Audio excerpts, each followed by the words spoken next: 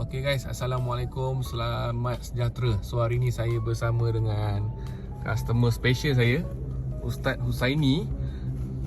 Okay Ustaz, Assalamualaikum Ustaz. Waalaikumsalam warahmatullahi. Ada beberapa soalan lah nak tanya.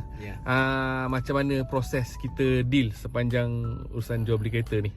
Alhamdulillah, terima kasih kepada saudara Syahmi, salesman untuk kata kereta yang saya baru beli ni. Dan saya boleh katakan sejujurnya, Alhamdulillah, saya sangat berpuas hati di atas layanan, perkhidmatan yang ditunjukkan oleh saudara Syahmi kita dalam usaha saya nak mendapatkan kereta pada hari ini.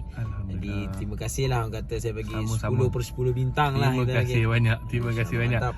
Okey Ustaz, boleh saya tahu daripada mana Ustaz dapat kontak saya? Okey, kontak Tuan Syahmi ni saya dapat daripada kawan saya juga. Kawan saya pun beli kereta dengan dia. Jadi dia pun suggestkan nama Tuan Syahmi, kata dia Syahmi ni dia akan dapatkan, dia akan cuba dapatkan sehabis baik mungkin lah. Saya cuba yang terbaik lah. Inilah hasilnya. Alhamdulillah. Okey, untuk pengetahuan semua, saya sekarang ni bukan dengan orang yang biasa-biasa. Ustaz Husaini ni adalah juara tilawah untuk kebangsaan Ustaz. Kebangsaan antarabangsa untuk tahun ni Tahun lepas. Okey. 2024. Alright. So saya doakan Ustaz dengan kereta segala-galanya berjalan lancar lah, dimurahkan rezeki Ustaz. Terima kasih banyak. Saya jual kereta ni dengan sekian harga.